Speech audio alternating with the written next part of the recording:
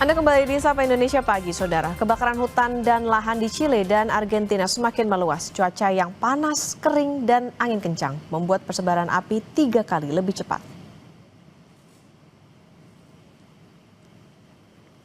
Kebakaran hutan dan lahan ini telah menelan 23 korban jiwa dan lebih dari 1.000 rumah dan bangunan lainnya hancur.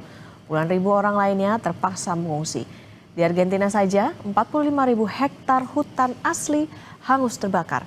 Sebagian bahkan termasuk hutan warisan dunia, di mana pohon-pohon berusia 2.600 tahun hangus. Kebakaran hutan dan lahan ini diduga disebabkan manusia.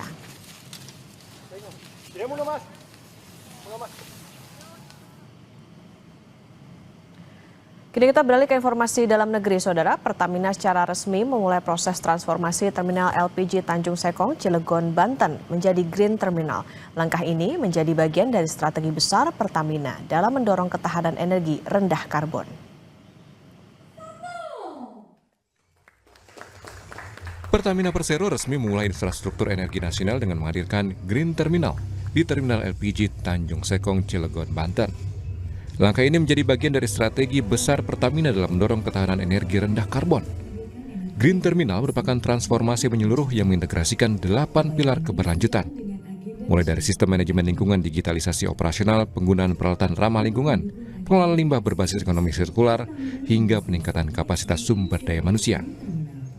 Green Terminal menjadi proyek percontohan pengelolaan terminal berbasis Environmental, Social, and Governance atau ESG. Fasilitas ini memegang peran vital karena menyuplai sekitar 35% hingga 40% kebutuhan LPG nasional. Direktur Transformasi dan Keberlanjutan Bisnis Pertamina, Agung Wicaksono, bilang langkah ini merupakan bagian dari roadmap Net Zero Emission 2060. Green Terminal ini menunjukkan bisnis Pertamina itu adalah bisnis yang berkelanjutan, yang sustainable.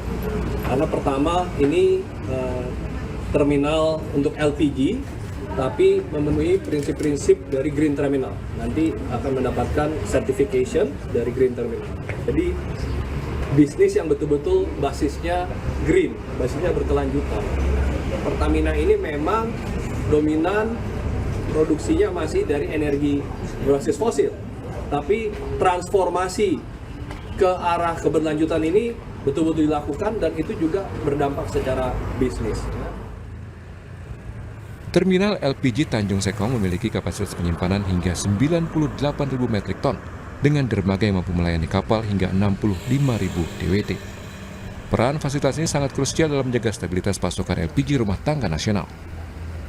Pertamina menilai inisiatif Green Terminal juga memberikan nilai tambah bagi investor karena mencerminkan pengelolaan risiko non-finansial yang lebih terukur.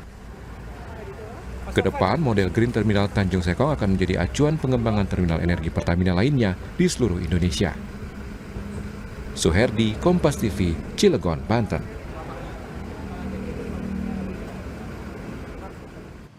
Transformasi energi mulai menyentuh sektor pertambangan. PT Borneo Indobara meresmikan elektrifikasi alat tambang sebagai langkah konkret menuju green mining dan target net zero emission.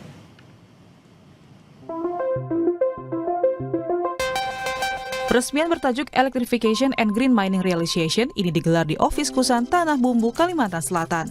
Momentum ini bertepatan dengan peringatan 20 tahun PT Borneo Indobara. Ratusan tamu hadir mulai dari jajaran PLN, Kementerian ISDM secara virtual, BMKG, hingga mitra industri dari dalam dan luar negeri. Langkah ini menandai dimulainya konversi alat tambang berbasis bahan bakar fosil ke listrik secara bertahap.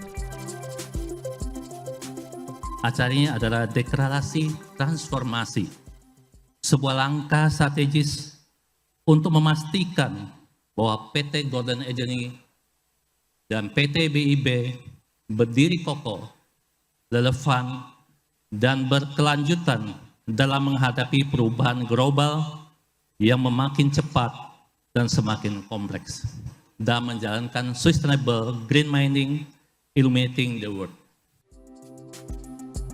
Perusahaan memamerkan lebih dari 150 unit alat tambang listrik dan hybrid. Elektrifikasi ini bukan sekedar simbolis, perusahaan telah menyusun peta jalan transisi energi hingga beberapa tahun ke depan.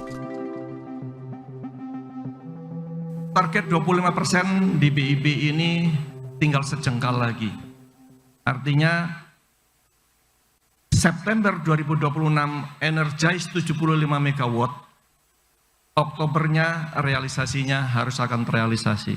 Tahun kedua targetnya adalah Q4 2026, Q3 2027 harus 50%. Lalu Q3 2028 sampai Q3 2029 minimal 75% harus terrealisasi. Dengan terrealisasinya program elektrifikasi di BIB ini dalam 2 tahun ke depan, maka target zero emisi harus dicapai. Untuk menopang transisi tersebut, kapasitas listrik diperkuat melalui kolaborasi dengan PLN. Selain elektrifikasi, perusahaan juga menerapkan inovasi teknologi. Mulai dari modifikasi cuaca berbasis drone bersama BMKG, hingga sistem wake in motion untuk efisiensi aktivitas penimbangan tanpa menghentikan kendaraan, upaya ini diarahkan untuk meningkatkan produktivitas sekaligus menekan jejak karbon. Tentunya transformasi menuju EV truck untuk tambang ini bukan hanya simbol dari transisi energi, tetapi merupakan suatu keputusan bisnis yang saya kira rasional. Ya. Kemudian dari sisi operasional tambang sendiri, ini EV truck memberikan beberapa hal yang tadi juga diceritakan oleh Pak Utoro, bahwa di sini ada penghematan dari sisi biaya energi. Elektrifikasi alat tambang ini menjadi penanda nyata bahwa transisi energi di sektor industri berat mulai bergerak ke arah yang lebih progresif dan terukur.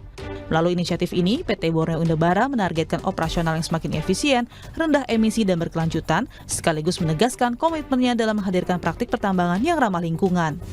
Langkah strategis ini memperkuat posisi PT Borneo Indobara sebagai pelopor green mining di Indonesia, sejalan dengan visi Sustainable Green Mining Illuminating the World.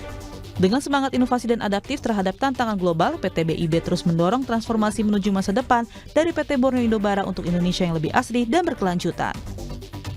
Tim Liputan, Kompas TV. Setelah Presiden Prabowo Subianto bertemu 5 pengusaha nasional di Padepokan Garuda Yaksa, Hambalang, Bogor, Selasa malam, indeks harga saham gabungan terpantau menghijau. Apakah kenaikan IHSG ini semata dipengaruhi pertemuan Presiden dengan pengusaha atau ada sentimen lain? Usai jeda di Kompas Bisnis akan bahasnya bersama Yan Rahman.